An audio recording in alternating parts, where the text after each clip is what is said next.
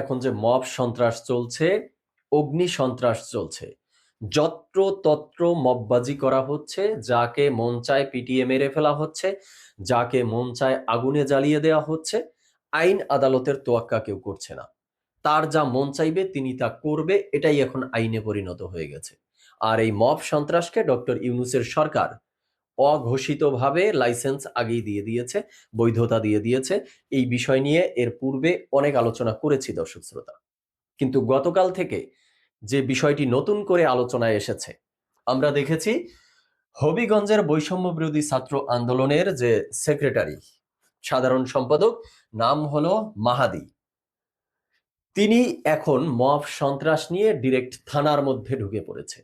থানায় গিয়ে তারা তাদের এই মব সন্ত্রাসকে প্রতিষ্ঠা করতে চাচ্ছে, তাদের এই অগ্নি সন্ত্রাসকে প্রতিষ্ঠা করতে চাচ্ছে। থানায় গিয়ে থানার দায়িত্বপ্রাপ্ত পুলিশ কর্মকর্তাদের বিভিন্ন ধরনের হুমকি ধামকি তারা দিচ্ছে। মব সন্ত্রাস গিয়ে দেশের এই পর্যায়ে এখন পৌঁছেছে। দেশটা একটা নৈরাজ্যের দেশে পরিণত হয়েছে। তো দর্শক শ্রোতা, এই সোশ্যাল মিডিয়ার সুবাদে আপনারা হয়তোবা এই ঘটনার সবকিছুই আদ্যপান্ত দেখেছেন।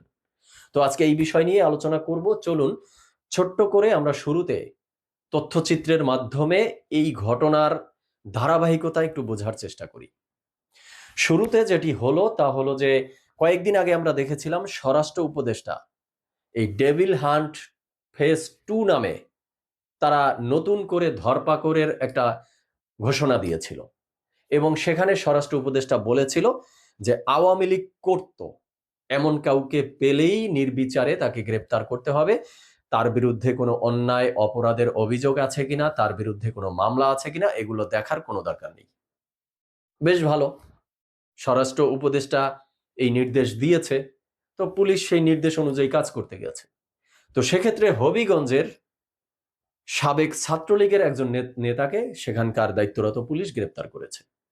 তো গ্রেপ্তার করার পরে সেখানকার বৈষম্য বিরোধী ছাত্র আন্দোলনের যারা আছে তারা গিয়ে বলছে যে এই ছেলে আমাদের বৈষম্য বিরোধী ছাত্র আন্দোলনের, সে আগে ছাত্রলীগ করলেও 24-এর আন্দোলনের সময় তিনি বৈষম্য বিরোধী ছাত্র আন্দোলনের সাথে ছিল। এই ছেলেকে গ্রেপ্তার কেন করেছেন, এই ছেলেকে মুক্তি দিতে হবে।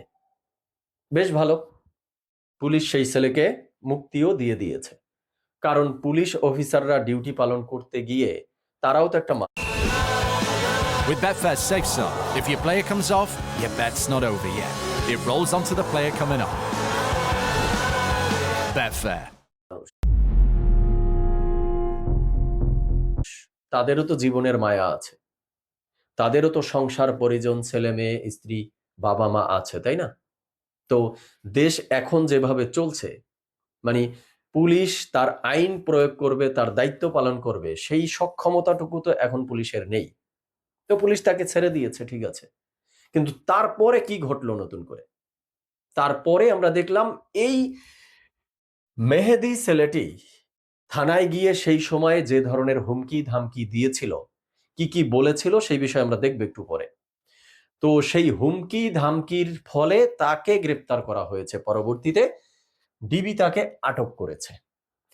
তো ডিবি আটক করার পরে যেটা হলো সেটা হলো আমরা দেখলাম রীতিমতো এই বৈষম্য বিরোধী ছাত্র আন্দোলনের প্ল্যাটফর্ম থেকে শাহবাগ অবরোধ করেছে।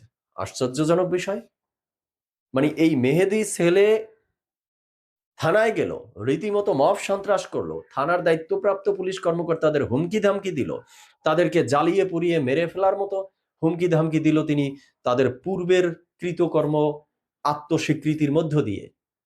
অথচ সেই ছেলেকে বৈষম্য বিরোধী ছাত্র আন্দোলনের মতো একটা প্ল্যাটফর্ম থেকে কি গ্রেপ্তারের দাবি তোলা উচিত, না তার মুক্তির দাবি তোলা উচিত, কোনটা?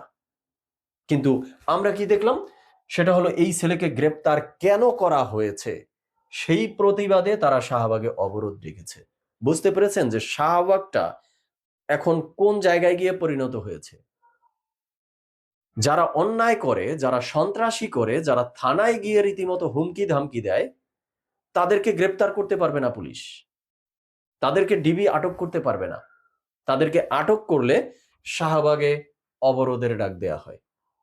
দেখতেছি এরপরে আমরা যেটা দেখলাম সেটা হলো যে এই প্ল্যাটফর্ম থেকে বলা হয়েছে সারা দেশে তারা কঠোর আন্দোলনে নামবে, সেই হুঁশিয়ারি পর্যন্ত তারা দিয়েছে। এবং তারা আর কি বলেছে? তারা বলেছে যে ওই থানার ওসি এসপি কে অবিলম্বে প্রত্যাহার করতে হবে। কল্পনা করতে পারেন, একটা সন্ত্রাসীর পক্ষ নিয়ে বলতেছে যে সেখানের Take New Year up a gear with Apple Watch Series 11.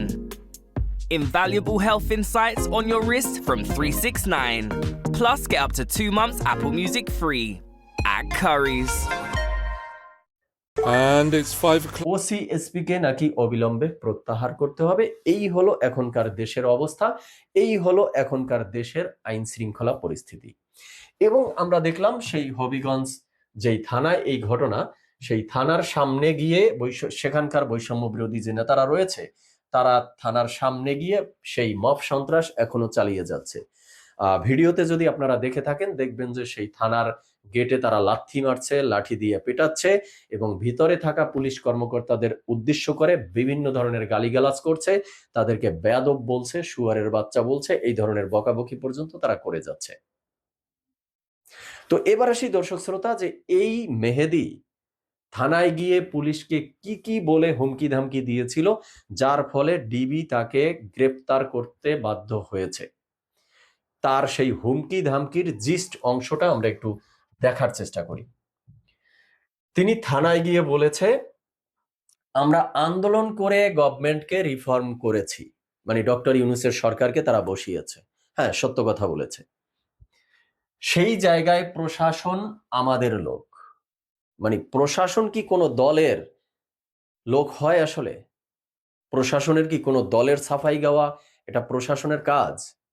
যাই হোক, তিনি ভেবে নিয়েছে প্রশাসন তাদের লোক। আপনি আমাদের ছেলেকে গ্রেপ্তার করে নিয়ে এসেছেন, আমাদের সঙ্গে আবার বাকবিতণ্ডা করছেন, এখন বলছেন আন্দোলনকারী হয়েছে। তো কি হয়েছে? আমাদের এখানে 17 জন শহীদ হয়েছিল, মানে 24-এর আন্দোলনের কথা বলছে। আমরা বানিয়াচং থানাকে পুড়িয়ে দিয়েছিলাম। পয়েন্টটা নোট করতে হবে যে তারা বানিয়াচং থানাকে পুড়িয়ে দিয়েছিল, সেটা নিজেরা স্বীকার করছে। তার মানে আত্মস্বীকৃত। কি বলবেন এদেরকে? যোদ্ধা বলবেন না সন্ত্রাসী বলবেন? যাই হোক, তারপরে বলছে এসআই সন্তোষকে জ্বালিয়ে দিয়েছিলাম। সন্তোষ নামের একজন এসআইকে তারা আগুনে জ্বালিয়ে পুড়িয়ে দিয়েছিল, সেটাও তারা স্বতঃস্ফূর্তভাবে স্বীকার করছে থানায় গিয়ে। স্বয়ং থানায় police Top Premier League mania is sweeping the streets, and there's one question everyone's asking. What you got? Saka! Go Ryan!